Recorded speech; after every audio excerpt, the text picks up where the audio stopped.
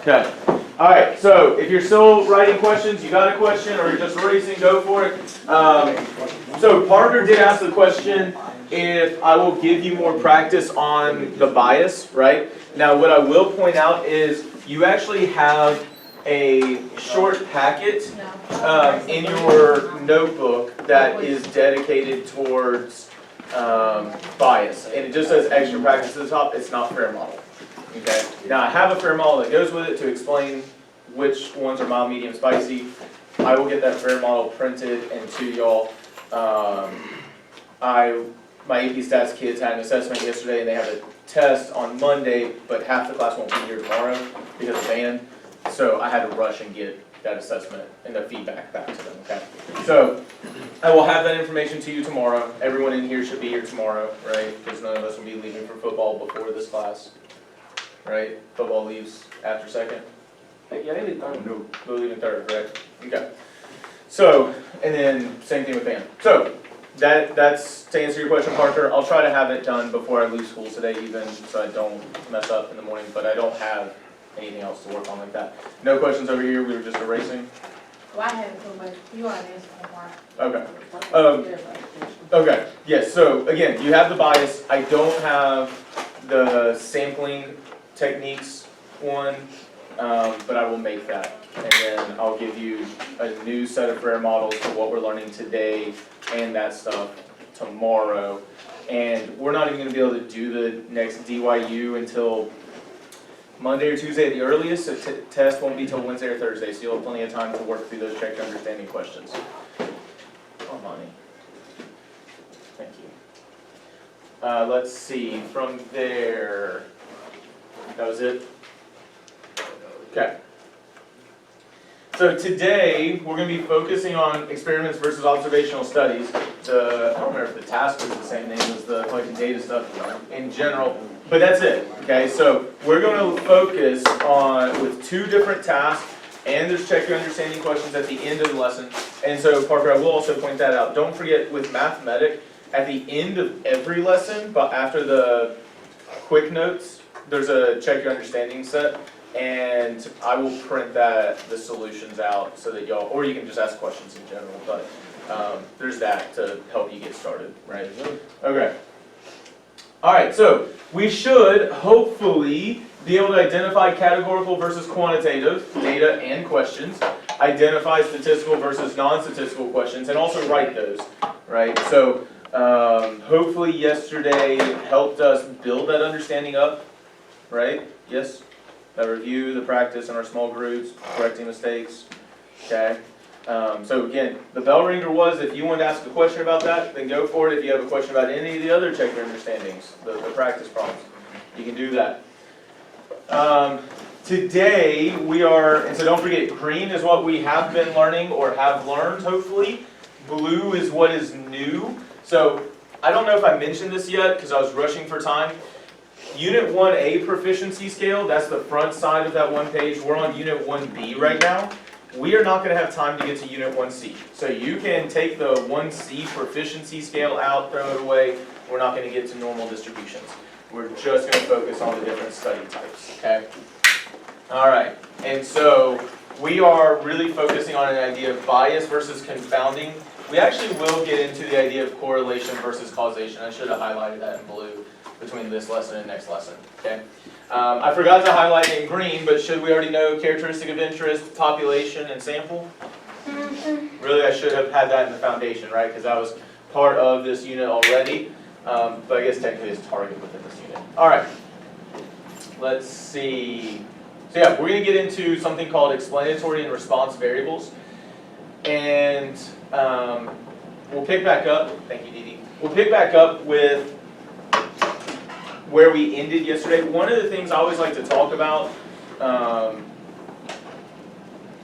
so what I will do, Parker, is I'll build the categorical and quantitative discussions into any time we have a new study, right? So I'll ask questions about it to build our understanding there.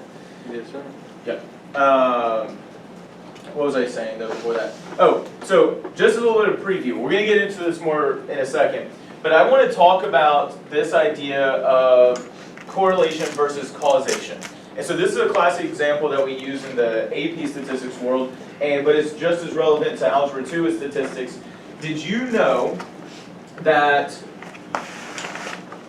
as ice cream sales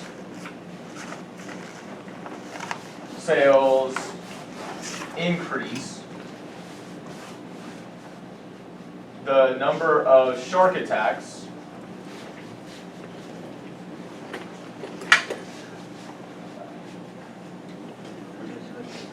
also increase?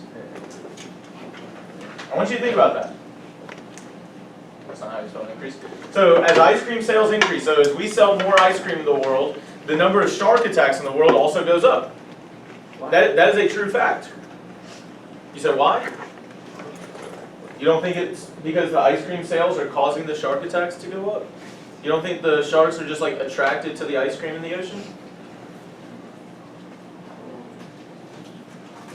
Finney says, nah. Walter, what do you think?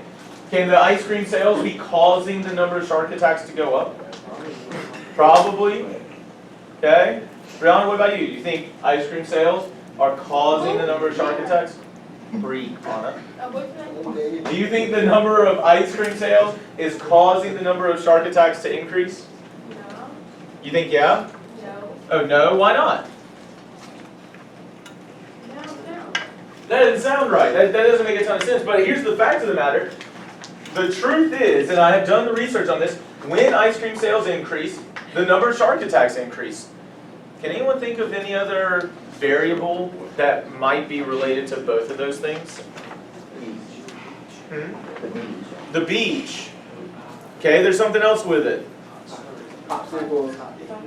Hot days. Hey guys, when do we go to the beach? When are there hot days? It's in the summer. And when are you going to buy ice cream? In the summer, right? So here's the thing. These two variables are related. That's called a correlation. There is a relationship there. But is this thing causing this thing? No. No. And so what we have to understand is a correlation literally just means that they are together and somehow related, right? Co means together, and they're somehow related. So they're related together. Correlation. There's a correlation there, but one is not causing the other. There is another variable that's affecting things, and that's kind of the idea of confounding. We'll go into more details on this. But what I need us to understand is we have to learn how to determine if we have gotten rid of that confounding to determine cause and effect. So if you remember, and the reason I bring this up,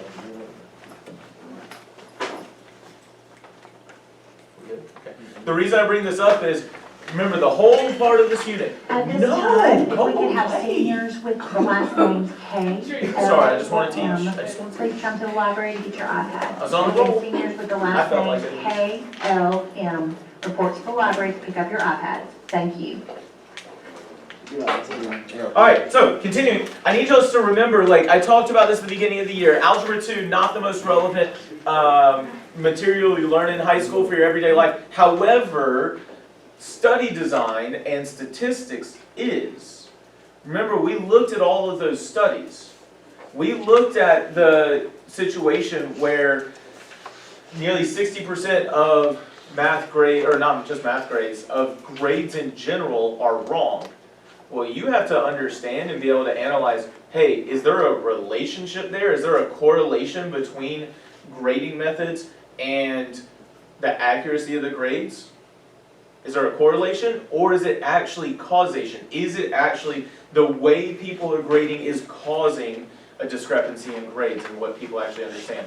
We looked at the doll experiment, remember back in the late 1940s, 1950s, right? They did this study where they looked to see, hey, how do young black girls feel about white male, white female, black female dolls, and looked at this relationship with separate but equal and showed how things were not actually equal.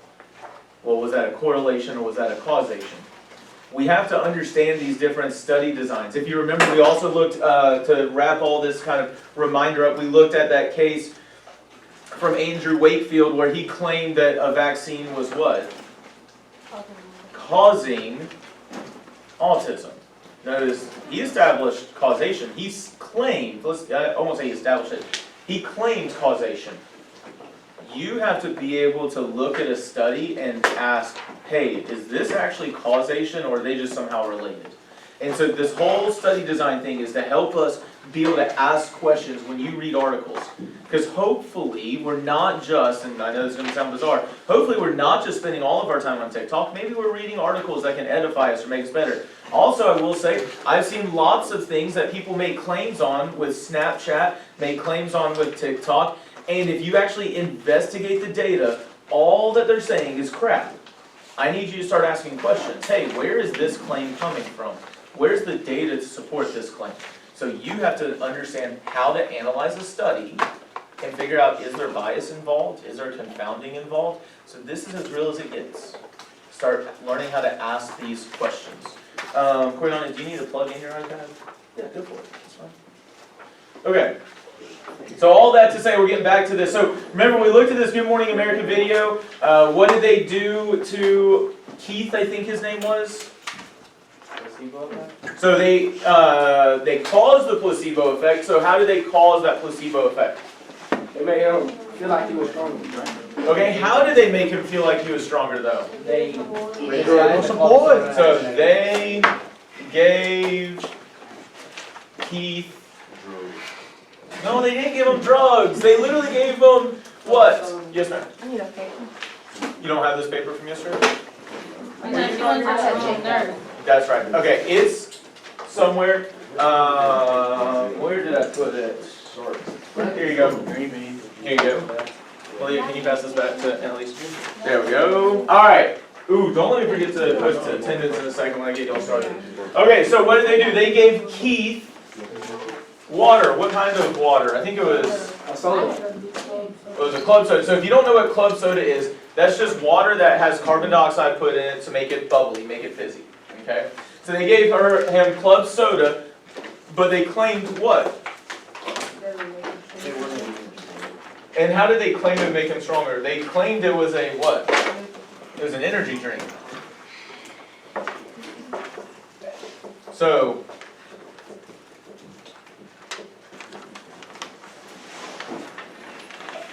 okay, so they claimed it was an energy drink. And so what happened as a result of him drinking that energy drink? He hit it harder. He hit it harder, right? He got the bell or the little thing up to a 7, and then the second time he hit that 10 with force, right? He got stronger, allegedly. But did he actually get stronger? No, he felt the effects of the placebo effect. Now, I'm going to go ahead and give you a little hint before I have you look at the rest of these. This is an experiment. All right? This was an experiment with the placebo effect. Now, I'm not going to tell you why this is an experiment yet.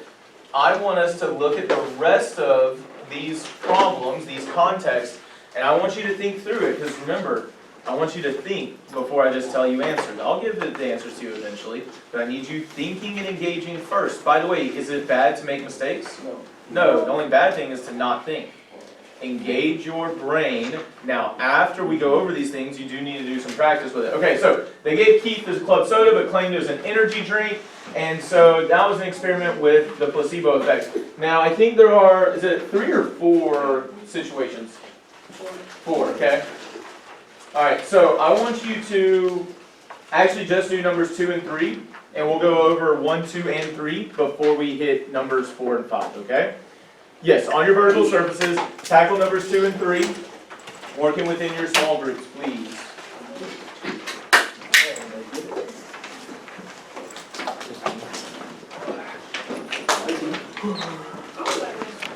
Some good conversations that I want to pull us in together to talk about, and then I'm going to have you write some notes about 1, 2, and 3, and then we'll move on to number 4. So when we looked at number 2, right, and we looked at the situation where Mr. Wilcox is growing out his beard, and he wants what to help? He wants oil. He wants that oil. He wants that serum, right? We're trying to whole class conversation at this point, right? Listen, sir. Listen, I'm trying to help you. Listen, guys, when it's small group time, that's when you talk in your small groups. When I start trying to bring all of our ideas together, I need us engaged in this conversation, okay? So, what we want to recognize is, and I like what the Queen's over here said, the Queen said, we don't know how long his beard will grow without the oil, right? So, what's the problem at play? By the way, you'll be more engaged generally if you're standing up and not seated. But what's the problem? If we don't know how long his beard will grow without the oil, what's the issue? He should have done a study of this thing without the oil. So yes, but the issue, sorry, let me rephrase this. You're 100% right, and we're going to come back to that detail in a second. But why is this a problem? We don't know how long his beard will grow without the oil, so we don't know, and I heard other groups saying this, we don't know if the growth is due to what? Is due to the serum. You remember earlier when we talked about the ice cream sales and we talked about the shark attacks, right? We didn't know if it was the ice cream sales that were causing the shark attacks. We don't know if it's the serum that's causing the growth or if what a lot of y'all were saying was his beard is just gonna grow, right? We don't know. So what did we need? We need to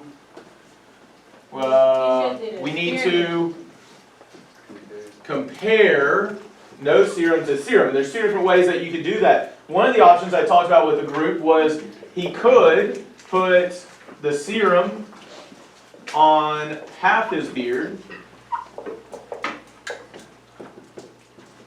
and At this time, if you are a senior with the last name starting with N-O-P, on other half. please report to the library to get your iPad. Again, if you're a senior with the last name starting with N-O-P, I believe that Jax, you also had a Please report different to the way library to get your test it. iPad. Do you remember what you were saying earlier? What did I say? I was like, he should have done like a study before November, like. So maybe a month Yeah, without a month the without the oil oil, and then a month oil. with the oil, right? So you could do compare 2 months. Okay? One without and one with.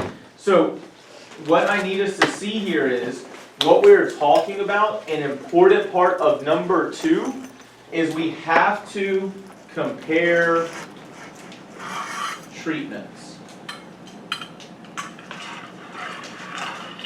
We have to compare treatments. What do I mean by treatments?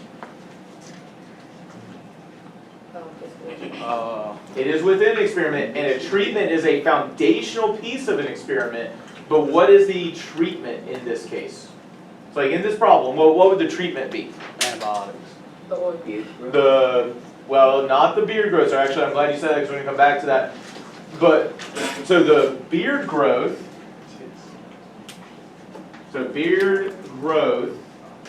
that's known as my response variable. I'm going to define this more later, but that's the response variable.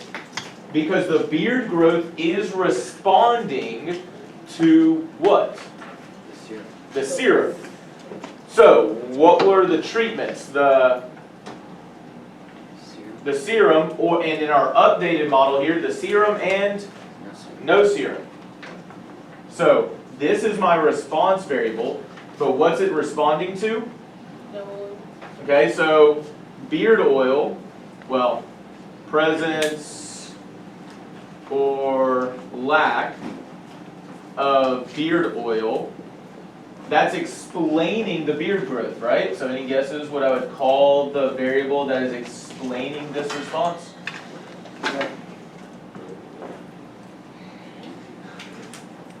Maybe we haven't heard this in science.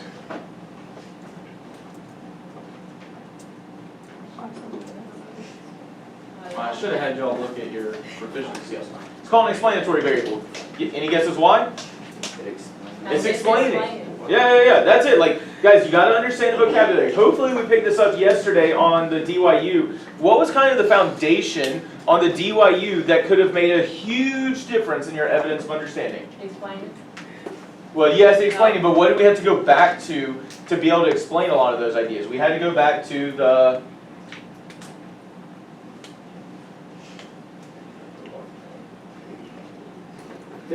definitions. And you don't have to have a pure definition, you just need the defining characteristics. You've got to know what the terms mean. You've got to understand the defining characteristics of the terms. The reason I bring this up is a lot of us, while you're talking instead of listening, a lot of us forgot that the root of quantitative data is that the data is starts with a Q, quantity, right? We forgot that. We forgot that the core of categorical is that the responses fit into categories.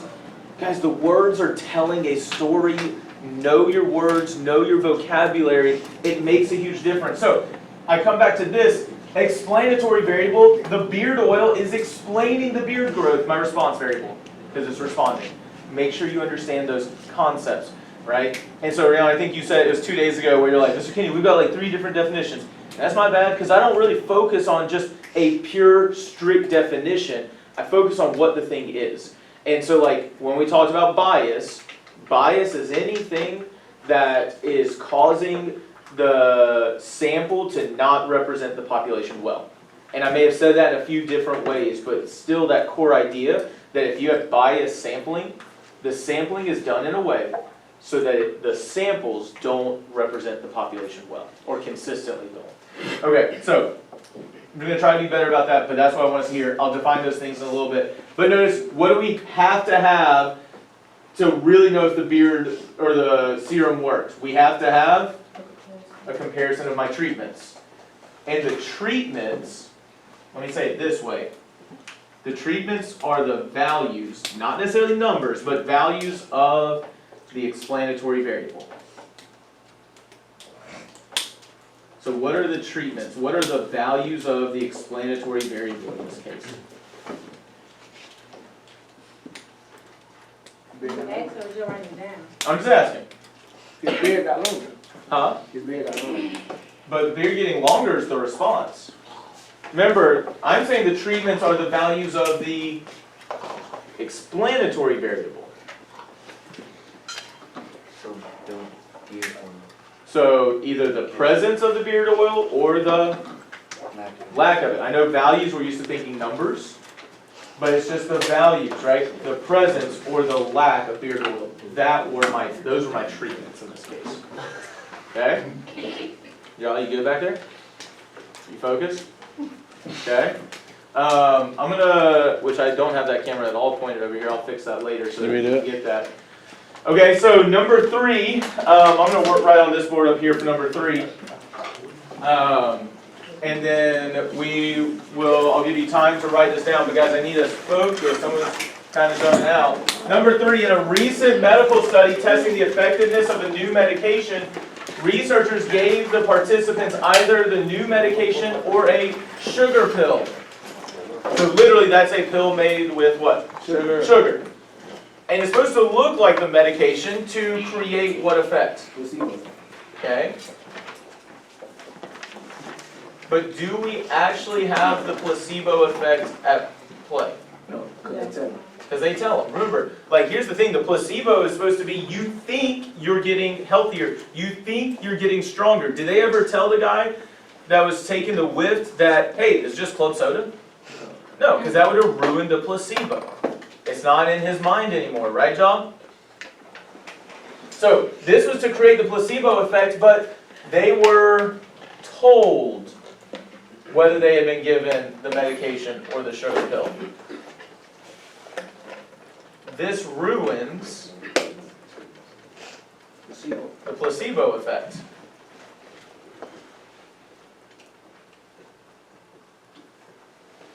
So, first off, I do want to point this out, okay? What are the treatments in this case? Medication. So the new medication and the sugar pill, right? Those are the treatments. The explanatory variable is the medication, right? But the sugar pill versus the new medication, those are my treatments. Okay? This ruins the placebo effect, so we don't know if the medicine or, because what they're trying to see is it the medicine or is it the thought of medicine?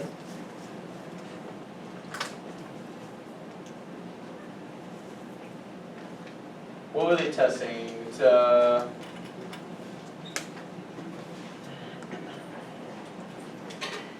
They don't even really say what the medication is. I don't like that. Let's say the thought of the medicine improved pain. There you go. Because pain is a lot of mental, right? I'll just make it pain. But pain is a lot of mental. So if you're given a medication, you could think that you're feeling better. I don't know if you've ever done this, but I've literally been like in so much pain. I was hurting, and I took, I'll take a leave or something, and then I'll start feeling better in like 5 minutes. But I need you to hear me clearly. Medicine doesn't work that fast. So at that point, is it actually the medicine? No, it's the what? Mind. It's the mind. It's the placebo effect, right? So is it the mind that's controlling it, or is it the medicine? We don't know because we don't have the placebo effect testing it. Okay? All right. Please take some minutes to write down this information, which I will point out there's a lot more over there, and I'll try to clean it up in a second. But we have to understand that in an experiment, we have to compare results. We have to compare treatments, right? You have to compare treatments. And so you have to understand what a treatment is, you have to understand what an explanatory and a response variable is. So number 3, we right. You right. Perfect. Yeah, number 3, that understanding the sugar pill was supposed to be for the placebo effect, but by telling them that ruined the placebo effect. So we don't know if the treatment is working.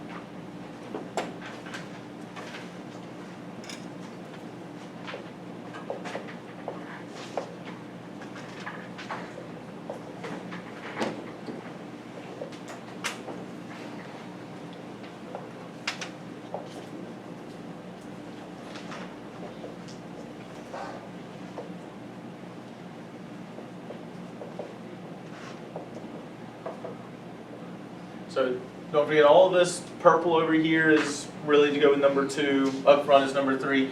But I do want to show that I clarified, right? This right here is just 2 options for redesigning with comparison of treatments. But this is what you really need to focus on. And you really need to focus on the idea of what an explanatory variable or response variable is.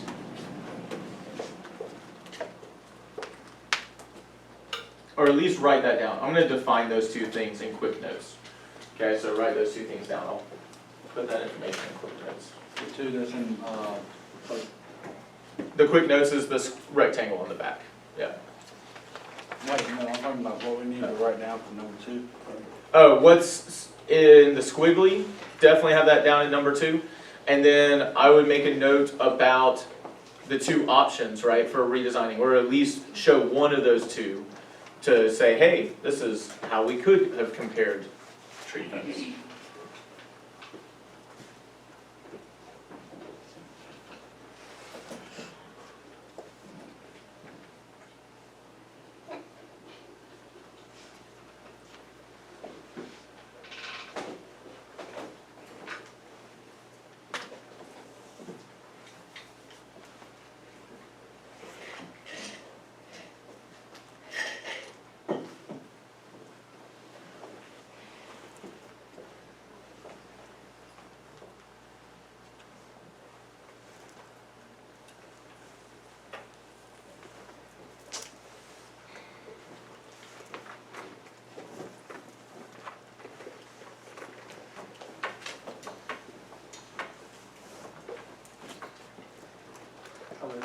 on the quick notes, Coriana, because I'm going to give you very explicit stuff to put on that quick notes. A little bit faster, maybe. All right. So first things first, we had the situation where people carrying a lighter get cancer more frequently, right? But KB, is that lighter causing cancer?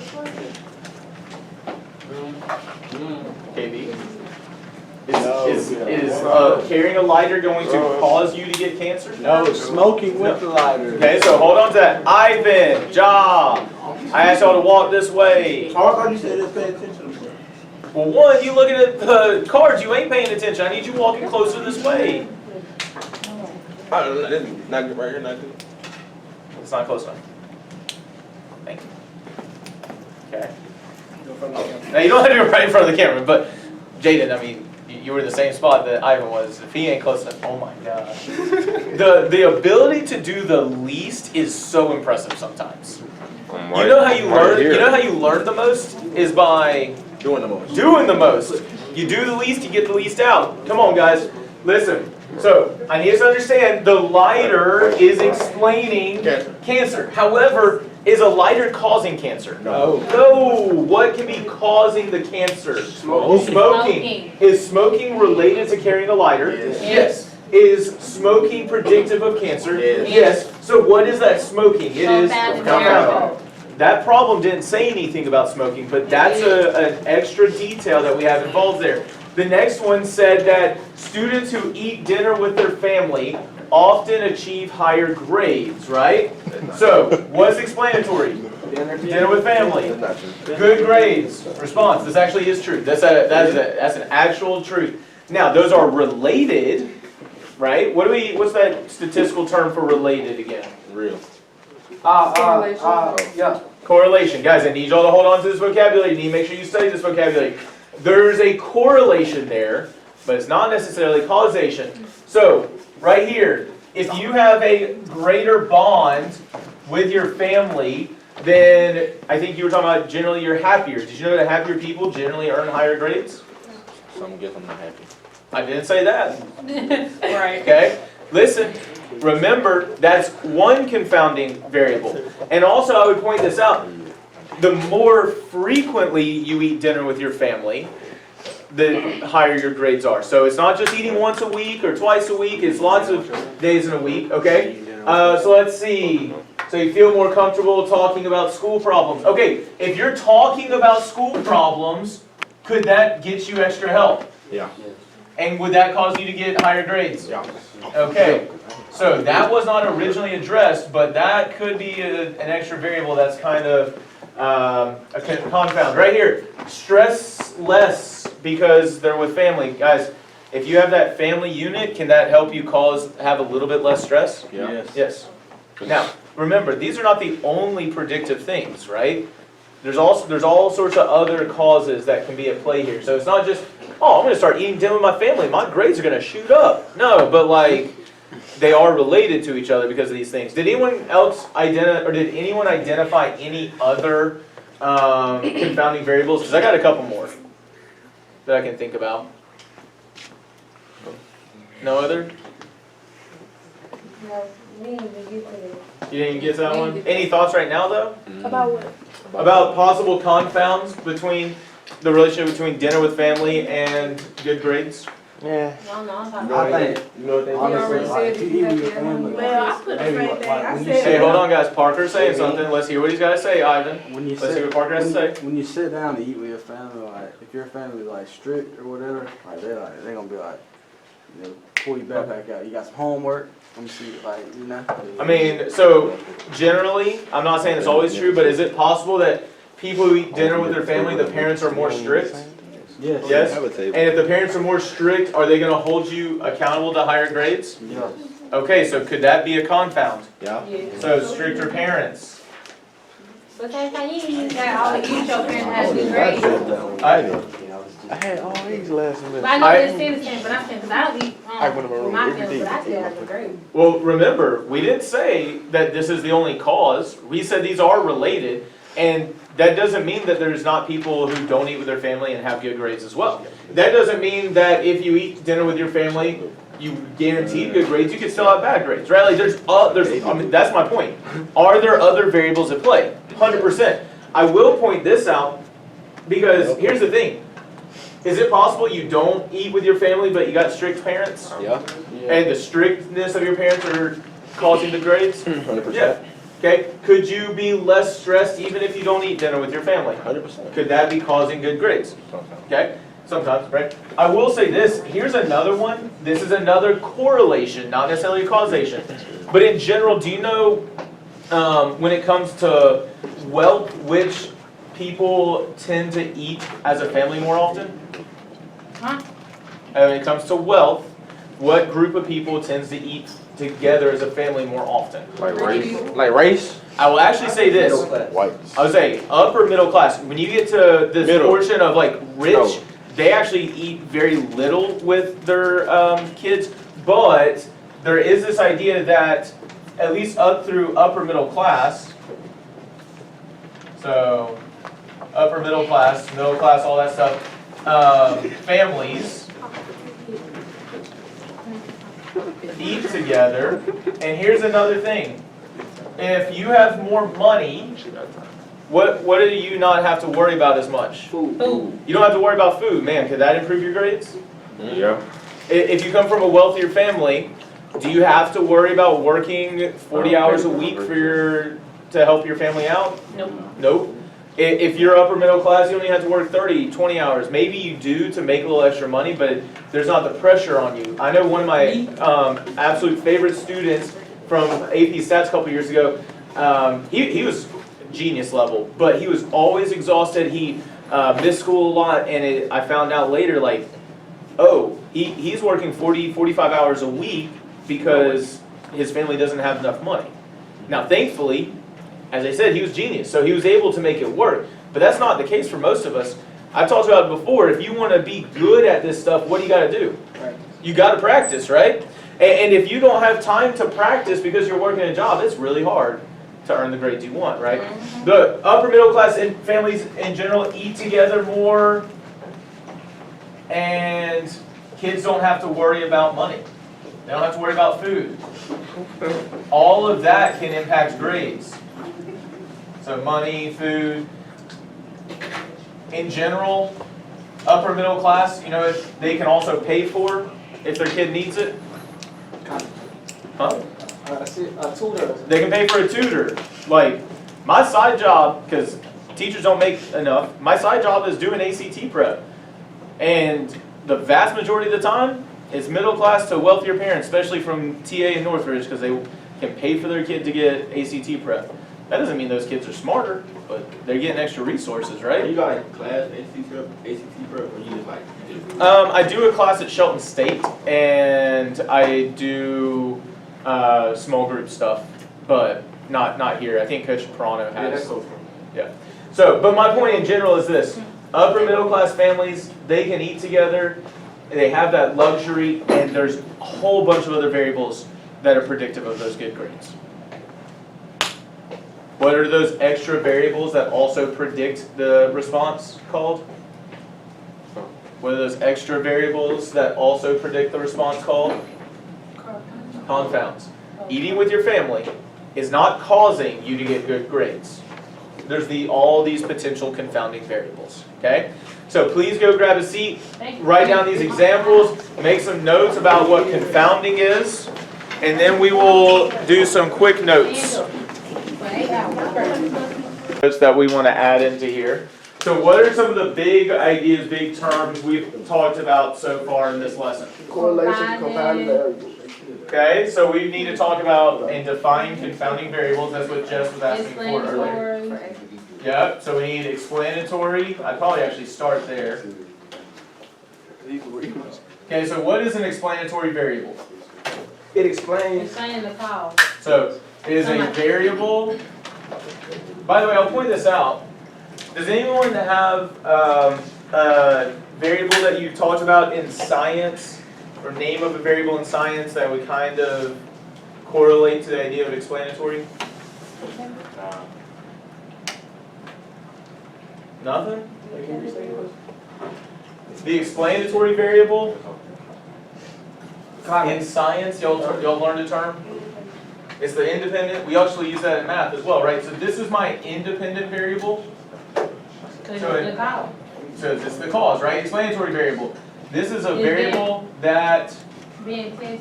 causes another to change. Actually, it doesn't necessarily, I'll pause and point this out. It doesn't necessarily cause, because there could be a correlation, not a causation, right? So that explains the change in another. Hey, Jaw, how's that conversation going on back there? I'll talk about independent and dependent. No, you ain't. You talking to me? I ain't listening. Just say my bad and pick up a pencil and write something. I did. I just finished writing that. How'd you write that? I wrote explanatory variable. And you wrote out that definition that I just gave you? Okay.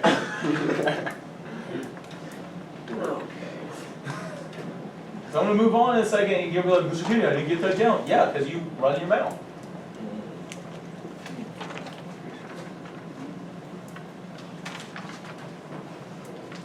Okay. So what's the response variable?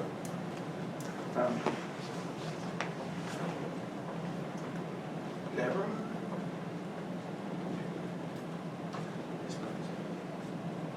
So it's a variable that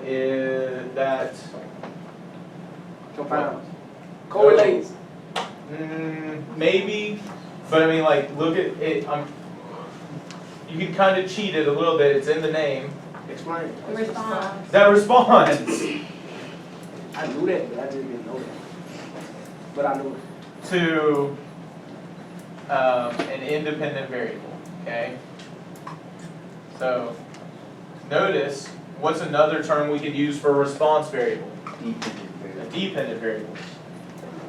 Okay. Isn't that like in a fraction? Independent and dependent? No, That's on the ground. science. Definitely science. No, I'm talking about math. It's science and math. The x-axis is your independent variable, Yeah. and the y is also your dependent. So they're actually very related. The reason why you have that in science, it might be the other way around. But when you graph something, your independent variable in science goes on the x-axis, your dependent variable goes on the y-axis. One thing I will point out is, if there is, Can we get a Maya Barnes for checkout, please? she's on her way. Thank you. Okay. So even before we get to confounding, let's talk about a treatment. That's another big one, right? So what's a treatment? I ain't got enough room for the little box. You just got I mean, making there's the box plenty bigger. of space below. I just somewhere don't on know if this we're side. gonna write on it. Huh? I just don't know if we're gonna I write. got you. Treatment. What's treatment? Uh, Well, we erased it, but we should have it on the front side somewhere. we don't have it. Something that's being treated in the, I don't know. Oh, Values of the response. No, of the explanatory, what's the name?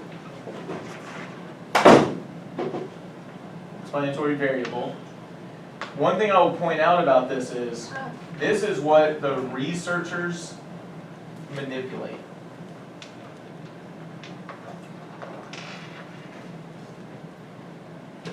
So whether Mr. Wilcox got the serum or not, right? Whether the people got medication or the sugar pill. The treatment, the values of the explanatory variable, that's what the researchers are manipulating, and then they measure the response. Okay?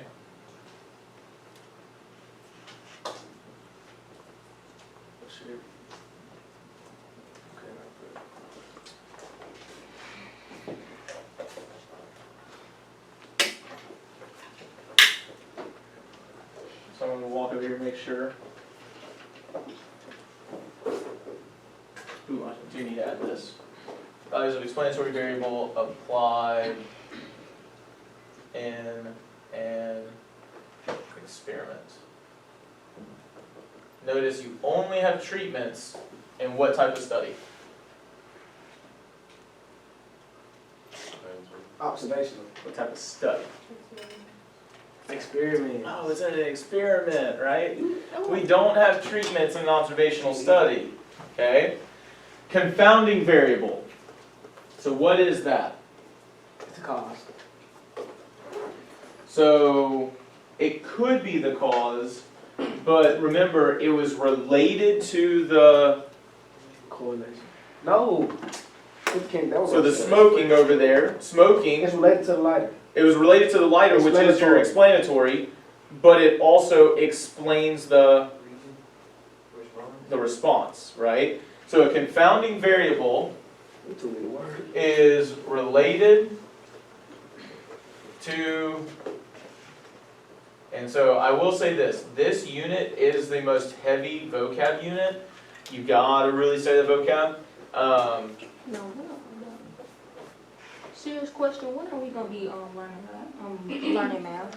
Well, I mean, this is Algebra 2 with statistics, but we are gonna transition to linear and exponential functions and arithmetic and geometric sequences probably next Friday, after we take our test on this unit. So related to the explanatory variable, Isn't that on the graph? I mean, it can be a graph, table, equation, words, pictures. It doesn't have to just be a graph. Bless you. Related to the explanatory variable and also predictive of the what? Response. Of the response, yep.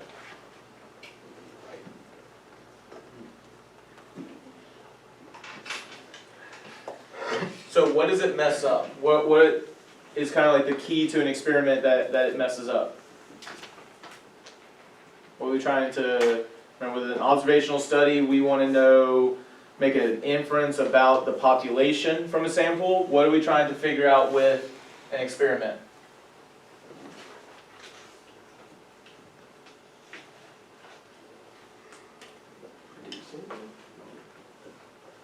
There was a C word we talked about earlier, obviously not confounding. What are they trying to determine? Not correlation, they want to see if that correlation actually has causation. Remember, experiment is all about causation.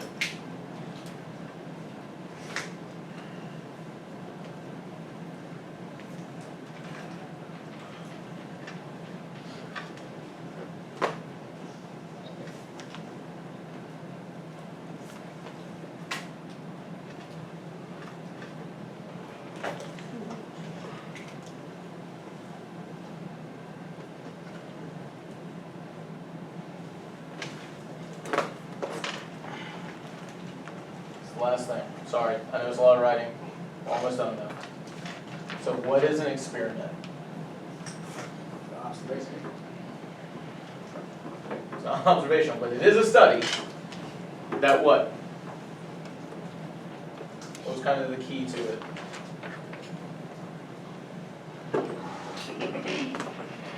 Compare, oh, a study that compares. I don't know. Comparing two or more treatments We just wrote it down. to determine what? The cause. Causation, or cause and effect.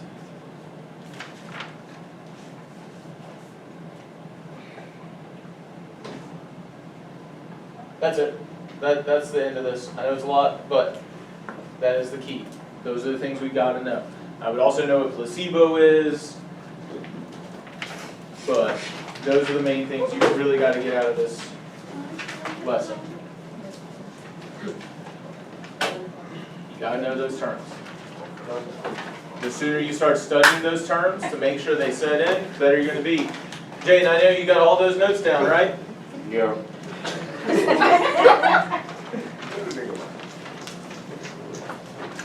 Dude, we're on the quick notes. We filled up that whole box and then some. I know, I wrote some of it down, well, majority. Did you say, well, the majority? Yeah. You're full of it. You got maybe half a sentence. No, it's not. We wrote 1, 2, 3, 4, 5 definitions out. 5 learning targets. Thank you, Job. I appreciate you. Wait, can I show you my intent? Yes, please. Make me feel better. There you go. Perfect. Okay. No, you gotta say thank you, Ivan. Oh, thank you, Ivan. That was fantastic. No, you need to say what you said. What did I say to Job? I don't remember what I said to Job. I just talking. All right. Here's what I used to do. We're not gonna have time to get to the next lesson. So instead, back up. We ain't packing up. Instead, I want you to work on the lesson application 4.5 that is right below the quick notes. Okay? I'll give you a sheet of paper if you need something to write it on.